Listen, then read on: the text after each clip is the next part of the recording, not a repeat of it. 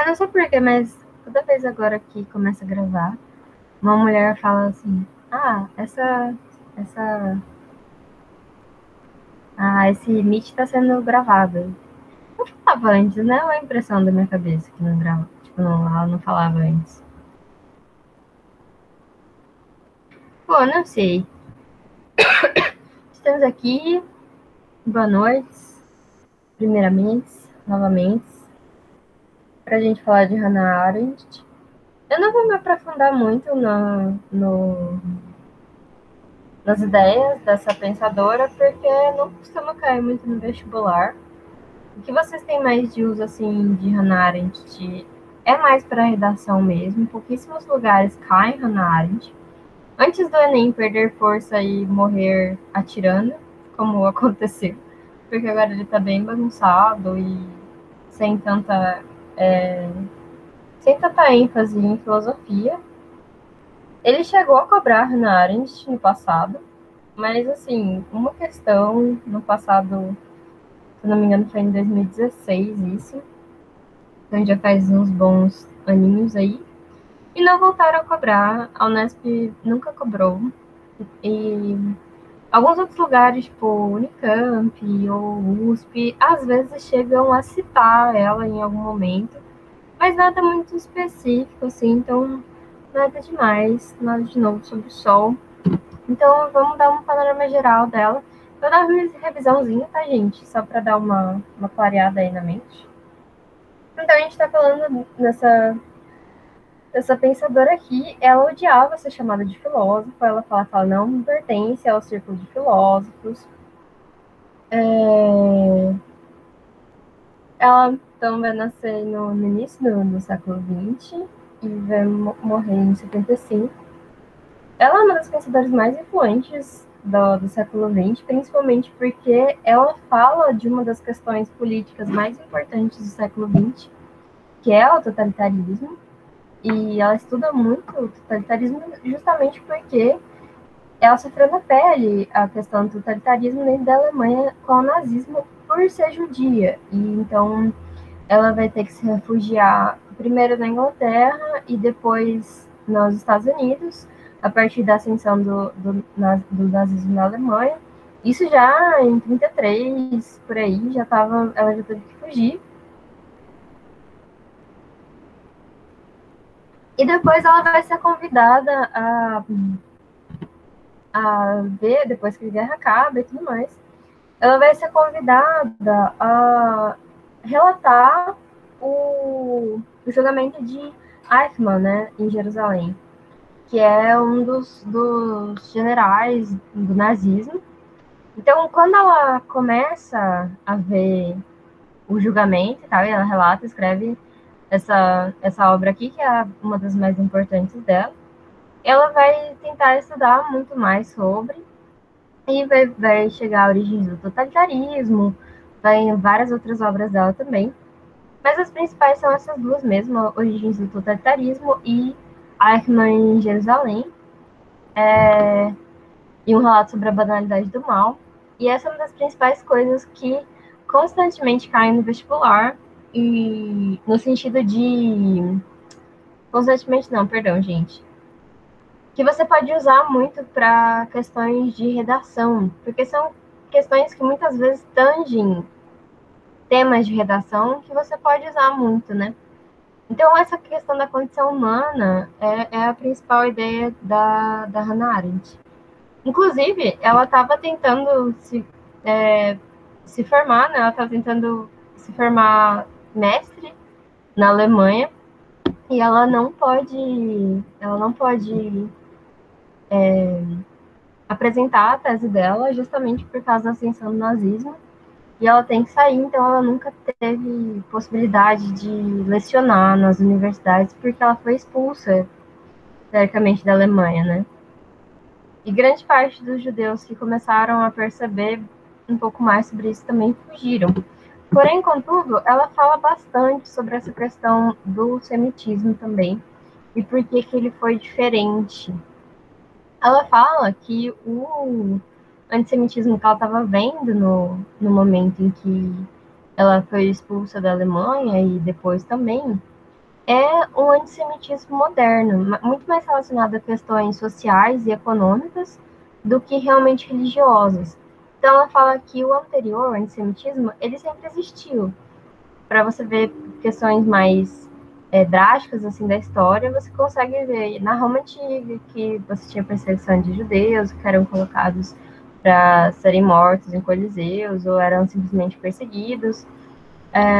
Isso é bem interessante porque cristãos e judeus muitas vezes faziam rituais, né? Celebrações religiosas nas catacumbas, por exemplo, simplesmente porque eles não poderiam ser vistos pelos romanos. Na Idade Média também você via julgamentos também de judeus, perseguição, tortura na Inquisição Católica, né, simplesmente por serem judeus, mas vai muito mais pelo um caráter religioso. Agora, o que estava acontecendo na Alemanha e em alguns outros lugares também, isso é bem interessante também, porque ela fala muito sobre isso. Ela fala o quanto em alguns outros lugares o antissemitismo moderno era muito pior do que na Alemanha. Por exemplo, ela fala que na Romênia você tinha gente que pendurava cadáveres de judeus, assim, simplesmente porque você tinha um ódio muito grande de judeus. Não que isso não foi totalmente horrível o que aconteceu na Alemanha, mas o que ela fala é que muitas vezes dão tanta atenção para a Alemanha, mas muitas vezes esquecem de alguns outros lugares que também teve uma ascensão totalitária e nesse antissemitismo também moderno que é relacionado aos Estados nacionais que surgiram depois da Revolução Francesa. Então, esses lugares onde você tem a ascensão da burguesia, muito bom. A burguesia, ela tinha uma certa questão econômica, porém, toda a formação do Estado Nacional, muitas vezes você precisa custear essa formação, no sentido de muitas vezes comprar territórios ou proteger fronteiras, porque você tinha vários reinozinhos espalhados pelo território que viria a ser a Alemanha, por exemplo, a Itália. Como vocês sabem, a Alemanha e a Itália só se unificaram no final do século XIX, então, na segunda metade do século XIX, perdão. Então, tudo isso faz com que, muitas vezes, essa formação política necessite de um financiamento maior.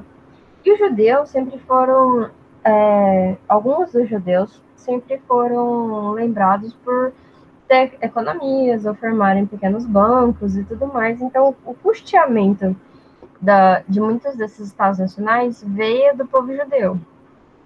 Só que a questão do povo judeu é porque eles não se relacionavam a essa nacionalidade, perdão. Essa nacionalidade simplesmente porque eles falavam que eles tinham a terra prometida e que eles deveriam voltar. Se vocês lembram, só depois do final da Segunda Guerra Mundial, que você tem o começo da formação do Estado de Israel e você tem a volta, né? Você vê diáspora e você precisa voltar com esse povo judeu voltando à terra que era deles prometida por Deus. Algo nesse sentido. Alguém pediu para.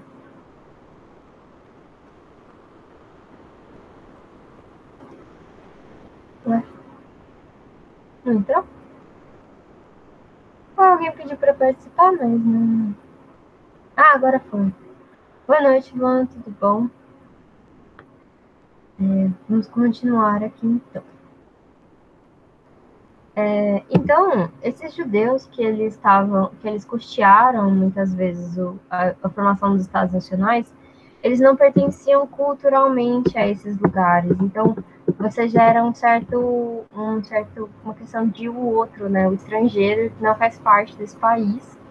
E ao mesmo tempo, com a questão de que a formação desses estados e tudo mais eram questões assim muito pautadas, assim, eram muito difíceis de serem. Simplesmente pensem que a formação de uma cidade em informação é muito difícil. Da mesma forma, um país em formação também é muito difícil. Você tem muitas questões precárias de desenvolvimento a serem feitas. E os judeus, por não estarem relacionados, não participavam muitas vezes dessa questão de nacionalidade, né, de nacionalismo. E também porque os judeus também eles custearam várias questões bélicas, por exemplo, vários dos judeus custearam a, a indústria bélica da Alemanha. E muitos deles não tiveram noção de que eles estava acontecendo um antissemitismo, um ódio contra judeus em ascensão, porque eles não participavam dessa questão nacional. O Fernando ele leu um livro bem mais detalhado essa parte. Se você quiser me interromper para falar alguma coisa, pode interromper aí, viu? Eu não manjo com tantos detalhes assim. E nessa questão do ódio antissemita, ela aconteceu paulatinamente, assim, foi em pequenas doses.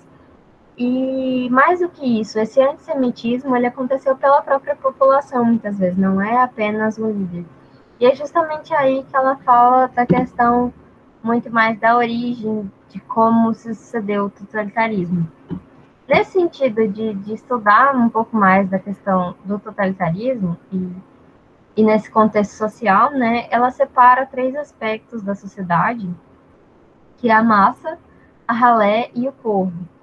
A ralé é aqueles os chamados apolíticos, né, que eles odeiam política, não querem saber de política, mas não sabem que o preço do pão, o remédio ou a pessoa que está passando fome na rua, tudo isso é uma questão política. O trabalho que você tem, a roupa que você veste, a forma como você fala, tudo isso é política. Muitas vezes ela fala que a ralé, ela simplesmente pensa em si mesma e ela está muito propícia, muitas vezes, a aceitar uma figura de guia, uma figura de revanchismo, muitas vezes, contra as coisas que aconteceram, por exemplo, numa crise política ou algo desse tipo, numa crise econômica, principalmente.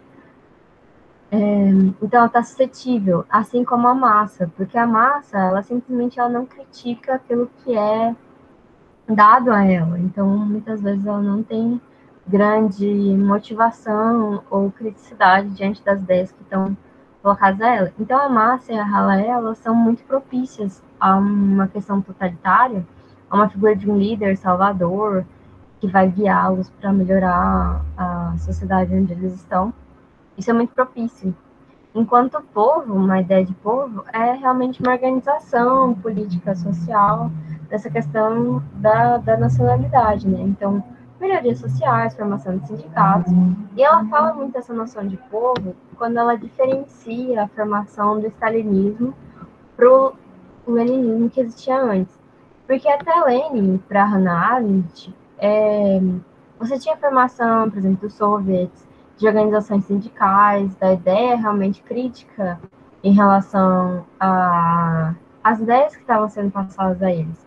Porém, com o Stalin, assim como isso tudo são ideias da Hannah Arendt, viu?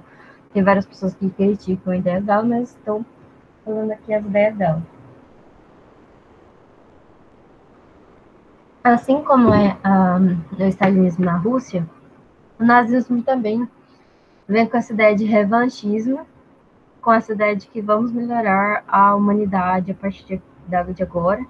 E tem várias características que a Hannah Arendt fala que são comuns dentro do totalitarismo. Então, para diferenciar primeiro totalitarismo do autoritarismo, a gente tem que o autoritarismo, você tem uma pequena maior liberdade em comparação ao totalitarismo, em que você tem uma despolitização muito grande do povo, uma apatia política muito grande, uma questão mesmo de ralé, mesmo de não estar pensando sobre, e obediência, simplesmente. Então, você vê o autoritarismo de figuras autoritárias, de governos autoritários, praticamente no mundo todo. Você via isso nas ideias. Isso é tudo a ideia da Hannah Arendt, dessa definição. A ideia dos reis, por exemplo, na Europa, ou a ideia também de algumas ditaduras que aconteceram no Brasil, só para ter a nossa noção mais ou menos. No Brasil, muitas vezes ainda hoje, você tem uma despolitização muito grande, uma obediência simplesmente. e uma apatia social em relação às coisas que acontecem.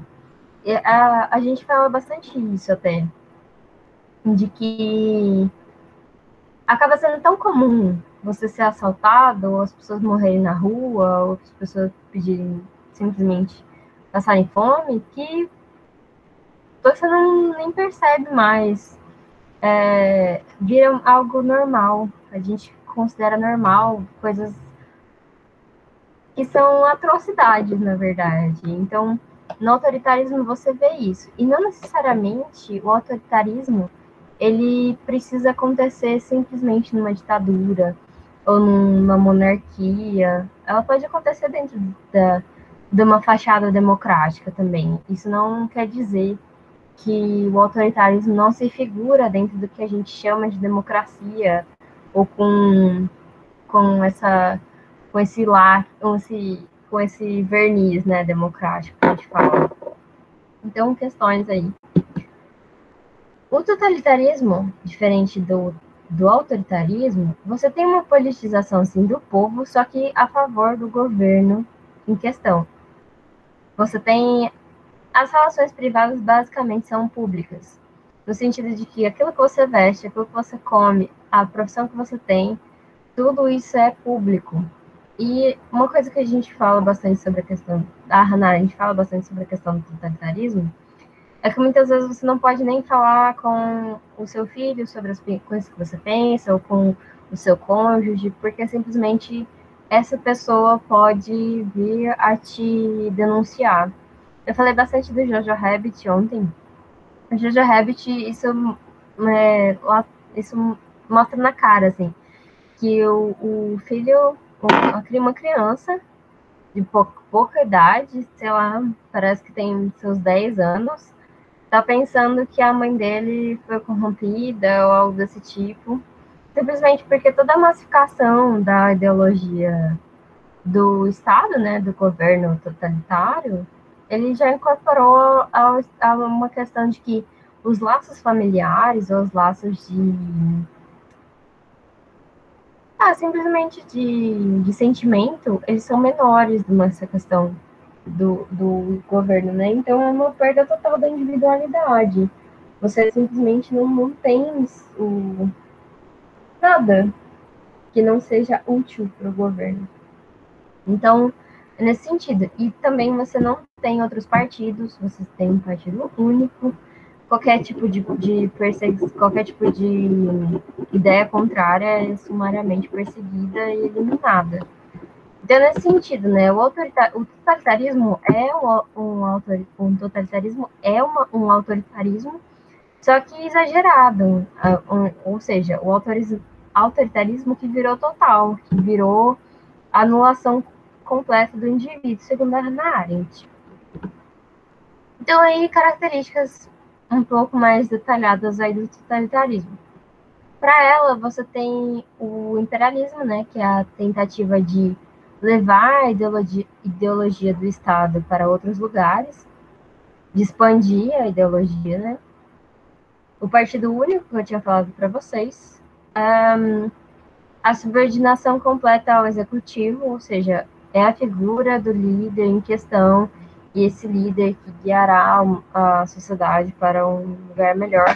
Você vê isso em muitas questões de propaganda, e a propaganda é uma das questões mais importantes também do totalitarismo, de você ver a figura do líder ou do partido como algo que realmente vai ajudar e vai melhorar e realmente vai guiar a população para melhor.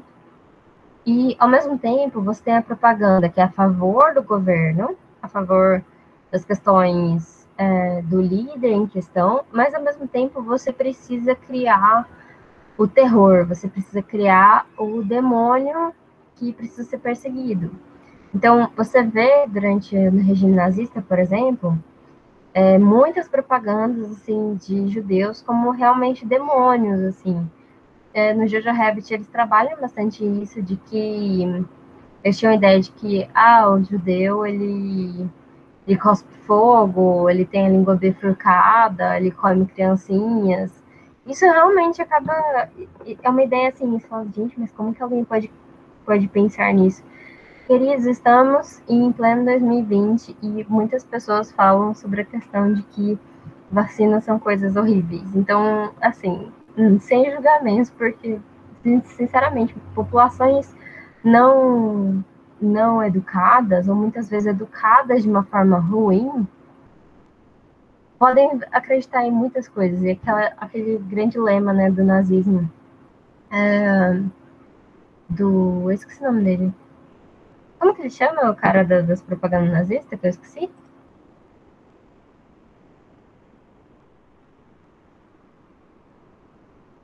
Esqueci, gente, o nome. Goebbels? Goebbels? Não! O cara da, das propagandas mesmo. Acho que é o Goebbels mesmo, que ele foi um dos maiores expoentes, assim, da propaganda nazista. Ele fala, uma mentira repetida 1000 vezes pode virar uma verdade. Então, é nesse sentido mesmo. E ainda nessa questão, você tem também a negação completa da individualidade, porque simplesmente você tem sempre a questão de que o indivíduo é menor do que o total, que é o Estado. Então, um único indivíduo, ele é irrelevante, é uma vida irrelevante comparada ao todo que estará fadado à melhoria da... E aí você tem também essa adesão voluntária, né, da sociedade. Lógico que tiveram algumas pessoas dentro do nazismo que não, ou dentro do stalinismo, ou de regimes totalitários de maneira geral, que não aderiram, né, completamente as questões. Você vê em algumas fotos, assim, pessoas que estavam fazendo a saudação nazista e algumas estavam com seus braços cruzados, assim, simplesmente que não aderiram à ideia. E toda a questão do extermínio, né, a perseguição completa dos inimigos que não se agregaram à massa, né? Então, essas pessoas que expressam sua individualidade são pessoas que estão contrárias à questão do governo. Então, são questões a serem perseguidas. Então, o uso do terror, junto com questões de extermínio e de perseguição desses inimigos, foi o que gerou vários campos de concentração e tudo mais. Então, é nesse sentido de que a Hannah Arendt, ela fala que você tem a banalização do mal. Porque essas pessoas que aderiram voluntariamente a, simplesmente a perseguirem judeus, a apedrejarem lojas de judeus e a perseguirem, elas são pessoas comuns. É nesse sentido que a Hannah Arendt ela bate tanto na tecla. Quando ela vê o julgamento de Eichmann, ele falava o tempo todo, eu não sou um monstro que vocês estão falando que eu sou sou uma pessoa de bem, eu sou uma pessoa comum. E é justamente isso que ela fala, você não precisa ser nada para fazer o mal, você simplesmente precisa ser uma pessoa comum. Qualquer pessoa pode fazer coisas horríveis, simplesmente por querer, por exemplo, um status social. Ela fala muito disso, de que essa ideia da não criticidade e de muitas vezes você ganhar cargo simplesmente por estar cumprindo determinações de outras pessoas, essa não criticidade gera muito fácil, faz com que você muito facilmente faça coisas terríveis. E nesse mesmo aspecto, você vê vários torturadores de ditaduras, inclusive no Brasil, falando que eu só estava cumprindo ordens, eu só cumpria ordens. Por quê? Porque a lei naquele lugar, a ideia do correto era você torturar, era você matar judeus. Então é nesse sentido de que um ato não crítico pode levar uma população toda, uma população que não é ensinada a criticar e a olhar para outros parâmetros. Aquilo que estavam falando para elas, facilmente são levadas ao totalitarismo, e mais do que isso, facilmente são levadas a cumprir ordens horríveis. E ela fala bastante isso. O Eichmann, ele passou por vários testes psicológicos para saber se ela era um psicopata, para saber se ela se era uma pessoa diferente do comum, se ela tinha algum tipo de distúrbio mental, e ele não tinha nada. Então é exatamente isso que ela fala na banalidade do mal. Ela tá falando que simplesmente uma pessoa comum é capaz de fazer coisas horríveis. Justamente por não criticar, por olhar simplesmente por um parâmetro que foi dado para ela. E nesse sentido, ela não está justificando o Eichmann, os torturadores e generais nazistas. Essa é uma interpretação bem grande que fazem da Hannah Arendt. Porque ela fala, quando ela está falando bastante da banalidade do mal e do julgamento de Eichmann, inclusive, só para dar um detalhe em história, vários dos nazistas, eles foram para a Argentina. Eles foram para a Argentina para tentar se refugiar depois que acabou o regime nazista, né? E alguns vieram para o Brasil, muito poucos, mas alguns vieram para o Brasil também. Mas principalmente para a Argentina. Então, o Eichmann, por exemplo, estava escondido na Argentina e depois vai ser julgado em Jerusalém. E é nesse sentido, ela não está falando que o Eichmann ou todos esses torturadores e generais, ou o que seja, eram pessoas que devem ser isentadas, simplesmente porque elas estavam cumprindo ordens.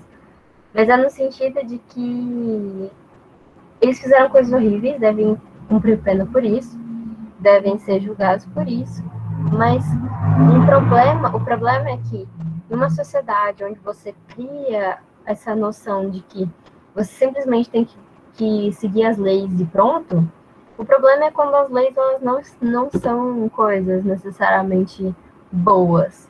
A sociedade muitas vezes pode criar leis ou criar governos que não estejam fazendo certo. Então é nesse sentido de que uma sociedade não crítica pode ser levada a criar coisas horríveis. Eu coloquei aqui 2 exemplos de coisas assim que você fala, gente, mas como que pessoas são capazes de fazer isso? Essa menininha aqui foi a primeira menina negra a entrar e se matricular em uma escola de brancos nos Estados Unidos. Eu esqueci o nome dela, peraí que eu vou pegar o nome dela aqui para dar os créditos.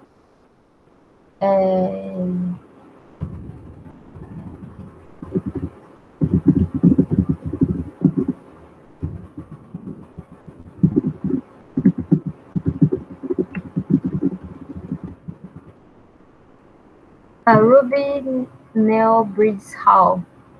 Esse é o nome dessa menininha. E ela foi colocada, né, para ser. Ela não foi a família dela necessariamente que quis se matricular lá, mas era uma ação governamental. Mas porque até então você tinha um regime de segregação racial nos Estados Unidos. E essa menininha tinha que ser escoltada por 3, 4 agentes, simplesmente porque as pessoas estavam tentando bater nela, as pessoas estavam xingando ela, xingando uma menina tipo de 8, ou menor, 8 aninhos, se não me engano, ela tinha, simplesmente porque ela estava pegando um espaço que era de brancos antes, sabe? Então é nesse sentido, muitas vezes correntes ideológicas não necessariamente são boas, não necessariamente são ruins também, nesse sentido de ter crítica, e é isso principalmente a questão da Hannah Arendt. Eu dei outro exemplo também aqui do filme do Jogo da Imitação, em que um dos primeiros formuladores de programação e de computadores que a gente tem, e que ajudou principalmente na codificação de códigos nazistas, por exemplo, na Segunda Guerra, ele morreu simplesmente porque era ilegal você ser homossexual, por exemplo, na Inglaterra. Então, questões aí de que muitas vezes você tem o certo, muitas vezes, o certo, o legal, o legítimo, né, dentro da sociedade, não necessariamente são humanamente bons. É nesse sentido de que a Hannah Arendt fala. Porque o certo, por exemplo, na Alemanha nazista, era você pegar judeus e simplesmente entregar para as autoridades, para eles serem mortos em campos de concentração. Inclusive, também você tem campos de concentração no Stalin, por exemplo, nos governos stalinistas e em alguns outros governos também, de trabalhos forçados e tudo mais. Então, inclusive, chegaram a ter alguns tipos de campos de trabalho também no Brasil e em outros lugares também. Então, assim, questões aí para serem pensadas também. Então, é nesse sentido de crítica mesmo que a Hannah Arendt tenta falar, e que essas pessoas têm que ser julgadas mesmo pelas suas ações. Elas não devem, você não pode passar pano para essas pessoas simplesmente porque elas estavam cumprindo ordens e porque o certo na sociedade era esse, porque era legítimo simplesmente você xingar uma menininha e jogar pedra nela porque ela estava invadindo, entre aspas, uma escola para brancos. Então, nesse sentido que a Hannah Arendt tenta falar. Tem um filme dela, que chama Hannah Arendt, As Suas Ideias Mudaram o Mundo, e tem um outro filme também que mostra essa questão da, da disseminação de ideias totalmente fascistas e horríveis, que é a onda, que é a contaminação. Uma ideia, como posso falar? Foi como se fosse um teste social em relação ao professor que tenta falar questões racistas mesmo, de ódio e totalitárias para uma sala de aula. E isso começa a sair do controle totalmente, porque realmente você começa a criar uma organização absurda em relação às questões de nazismo mesmo. Então é muito interessante também. Eu não consegui chegar até o final, simplesmente não tive estômago suficiente. E é isso, gente. Filmes para vocês verem, talvez, nessa quarentena. É bem rapidinha a aula, mas é porque Hannah Arendt eu não tentei não me prolongar muito.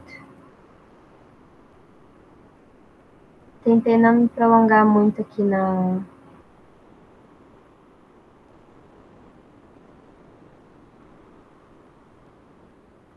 ideias mesmo da Hannah, porque geralmente não costuma cair muito no vestibular mesmo. O Arthur perguntou aqui que eu não tinha visto. O povo aceita meio que ser autoritário? Não entendi essa pergunta, Arthur. Se ele aceita regimes totalitários, autoritários ou totalitários? Sim, o povo aceita. Eu acho que foi nesse sentido que você perguntou, né? O povo mais do que aceita, ele é disseminado dentro dessas ideias, porque você vê grande parte da população dentro da...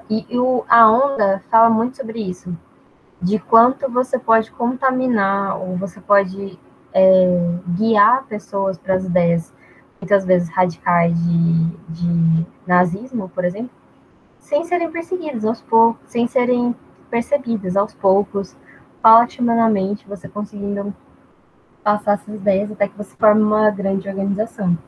Principalmente no sentido de revanchismo, de você criar essa ideia de uma ideia de um grupo ou pessoas que são colocadas como ruins ou o oposto, né, o outro, o estrangeiro, o ruim.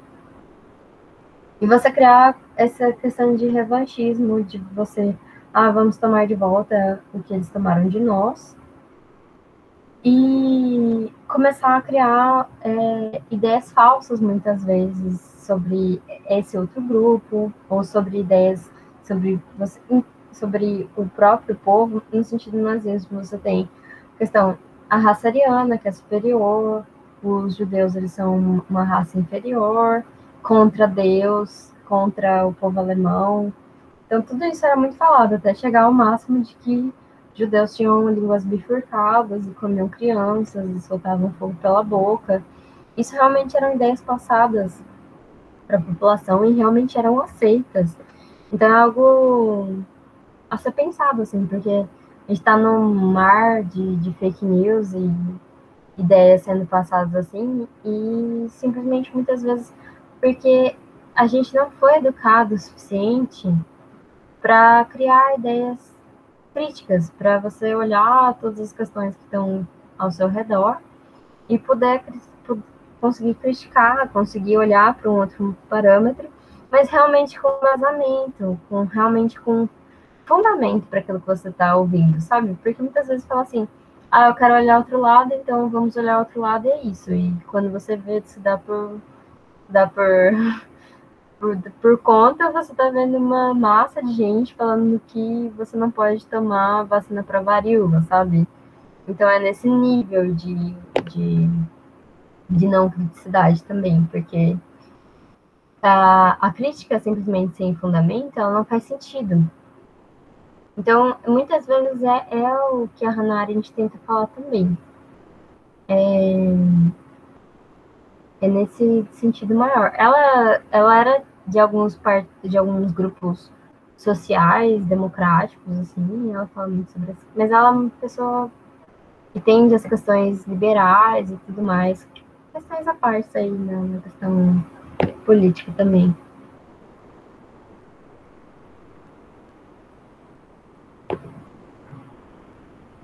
Sim, é exatamente isso, Arthur. Ele realmente aceita. Mais do que ele aceita, ele realmente concorda. Então, você tinha poucas pessoas dentro do nazismo, por exemplo, que eram contrárias ao regime. As pessoas que eram contrárias muitas vezes fugiram ou não se deram conta do máximo que aconteceu, porque você via muita gente no nazismo falando assim, ah, ele só tá falando isso, mas ele nunca vai chegar a fazer isso, ele nunca vai realmente matar pessoas, ele realmente nunca vai criar campos de concentração, sabe?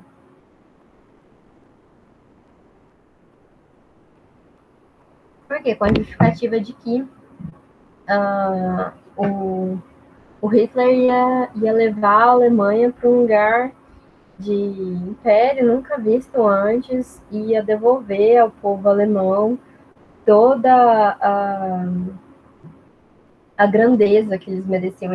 Ele falava isso constantemente, de que a riqueza dos judeus era roubada dos alemãos e que eles precisavam devolver riqueza para os alemãos. Então você vê isso em grande parte dos regimes totalitários, de que você cria uma situação de que existe o outro que precisamos perseguir, e esse outro é o demônio que a gente precisa perseguir, eles são horríveis e vamos perseguir eles. E aí você cria uma corrente de pessoas que simplesmente justificam essa atrocidade de perseguir um grupo, porque você vai ter benefícios em relação a isso, e todas as outras coisas que são faladas, mas você não se importa muito, são colocadas para baixo do pano. Então, no sentido de que grande parte da população queria melhorar a condição de vida, queria melhorar suas riquezas e achava realmente que os judeus eles tinham roubado, mas não queriam muito matar, mas falava assim, ah, ele não vai fazer isso, tá tudo bem, sabe?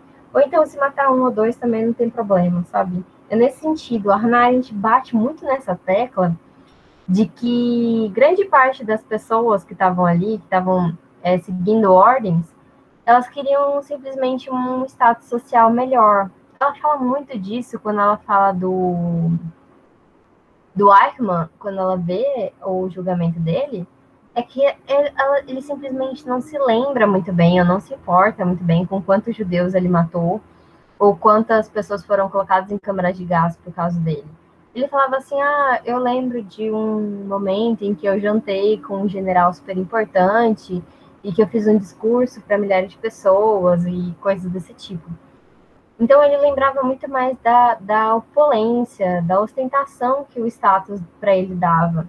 E se para isso ele precisava eliminar algumas pessoas, nesse sentido de criar um genocídio de judeus, para ele não era grande coisa. Então é nesse sentido que o totalitarismo é uma ideia absurdamente fácil de ser chegada ao poder. É justamente nesse sentido de populações que realmente já perderam a noção do que é um grupo perseguido e o que é realmente essa noção de humanidade, muitas vezes.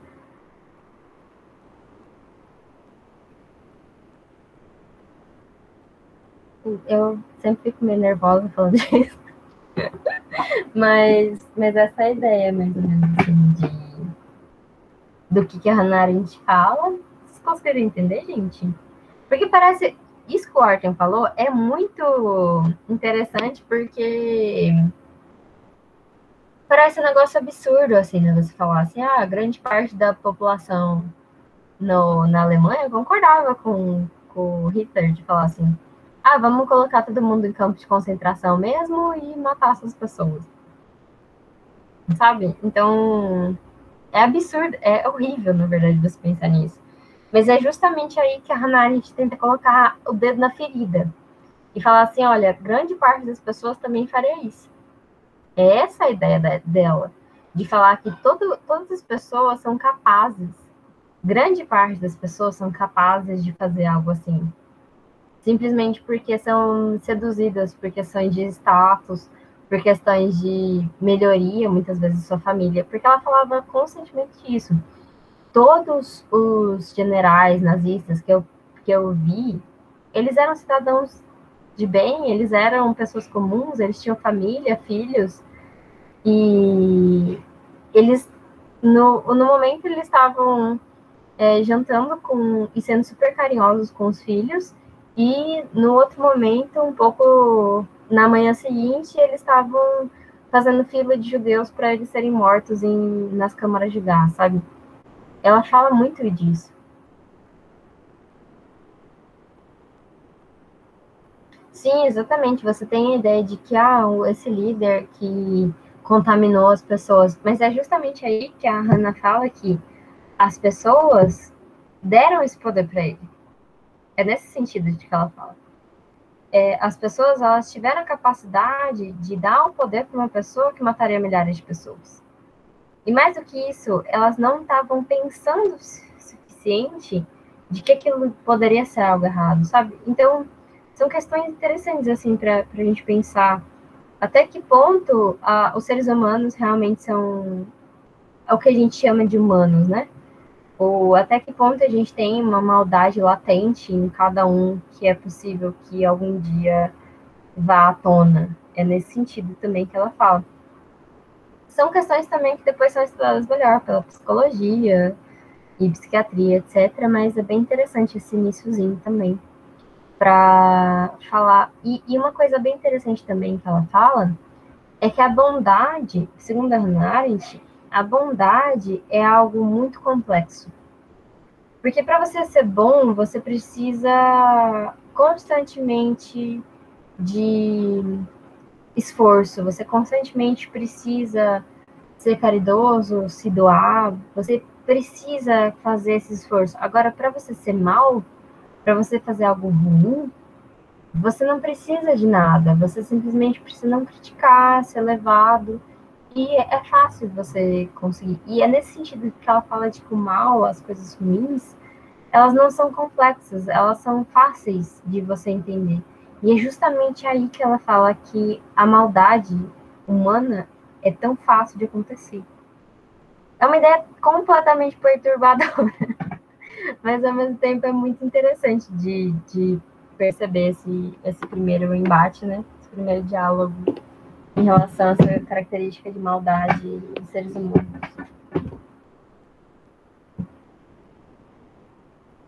Sim, ela fala exatamente isso. É muito mais complexo você ser bom. É muito mais complexo. Porque você constantemente precisa se negar, você precisa olhar o outro, você precisa olhar as outras perspectivas. É difícil você ser bom, porque você realmente precisa olhar além do mundo onde você está, além das características que você tem, da família que você tem, do lugar onde você vive. Então, é muito complexo você conseguir o tempo todo poder se doar, poder olhar para outra perspectiva, criticar as coisas que você faz e que você não via antes. Então, nesse sentido de que ela fala que a bondade é algo muito difícil de fazer. e que a maldade é muito mais fácil. A maldade humana, ela é simples e ela acontece muitas vezes sem nem as pessoas terem noção de que elas estão sendo más. É nesse sentido mesmo que a Hannah Arendt fala. E é muito complexo isso, né? Porque você pensa, sim, é muito difícil, porque você começa a olhar realmente para. Sim, exatamente, Wharton. Você está constantemente fadado a essas questões mesmo, de todos os dias isso acontecer também. E muitas vezes a gente não se dá conta também dessa questão de maldade. É bem interessante. E é isso, gente, que eu tenho para falar de Hannah Arendt. Eu não sei se eu falei demais. Falei mais uma hora aqui com vocês. Vocês querem falar mais alguma coisa? Tem mais alguma coisa para perguntar? Tô aberta aqui, gente.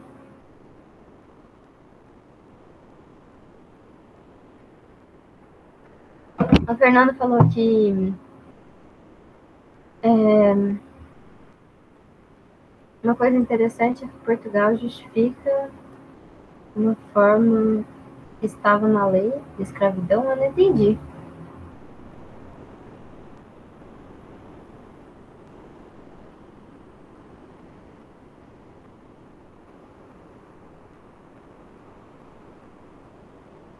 Vocês entenderam, gente, o que ele falou aqui?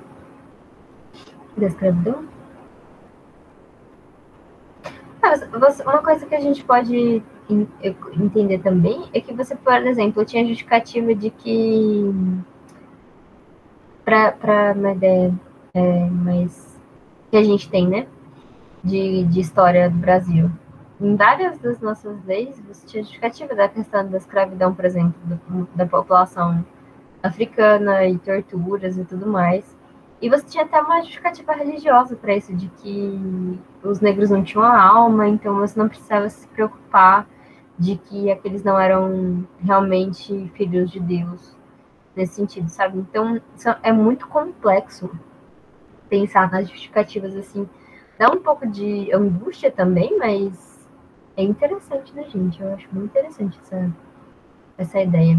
Eu não me aprofundei em algumas outras ideias da Hannah Arendt, mas eu acho que não são tão pertinentes assim para discussão e para redação. Até porque os vestibulares não focam muito nela também. Mas para redação isso dá um pano para manga, né, gente? Eu acho incrível isso. Porque nessa a USP adora esses temas super filosóficos de maldade, bondade. Eu acho super interessante também. Dá para pirar bastante em escrever sobre.